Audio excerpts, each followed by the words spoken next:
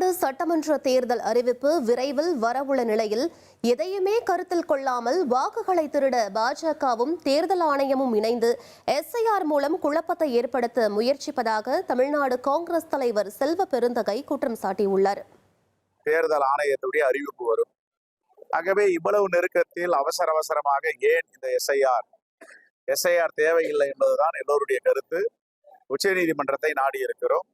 இன்றும் காலையில் சென்னையில செயின்ட் ஜார்ஜ் கோட்டையில தேர்தல் ஆணையரிடம் மனு கொடுத்திருக்கிறோம். இந்த எஸ்ஐஆரை அள்ளி தெளித்தது போல் அவசர கோலத்தில் செய்திருக்கிறார். இப்ப பாத்தீங்கன்னா ஆசிரியர் பெருமக்கள் பள்ளிக்கூடம் முடிச்சுட்டு 2 மணிக்கு மேல போறாங்க. அங்கன்வாடி ஊழியர்கள், இங்க அரசு பணியாற்றும் ஊழியர்கள்லாம் கிராமங்கள்ல 2 மணிக்கு மேல போறாங்க.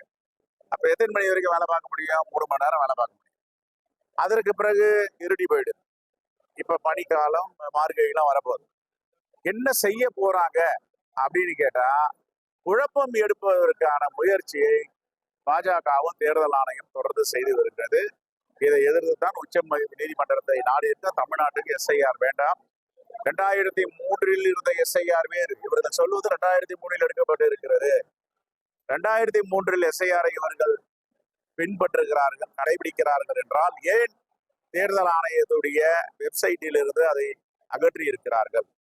பல கேள்விகள் எழுகிறது. ஏற்கனவே எங்கள் தலைவர் ராகுல் காந்தி அவர்கள் பீகாரில என்ன நடந்தது, மகாராஷ்டிராவில் என்ன நடந்தது, ஹரியானாவில என்ன நடந்தது, டெல்லியில என்ன நடந்தது, கர்நாடகா மகாதேவபுரத்துல தொகுதியில் என்ன நடந்தது, ஆலண்ட் கான்ஸ்டுவன்சியில எப்படி ஆன்லைன்ல வாக்குகள் திருட பார்த்தார்கள், இதையெல்லாம் பட்டவர்த்தமாக நாடாளுமன்றத்திலும் மக்கள் மன்றத்திலும் பத்திரிகையாளர் மன்றத்திலும் சொல்லி இருக்கிறார்.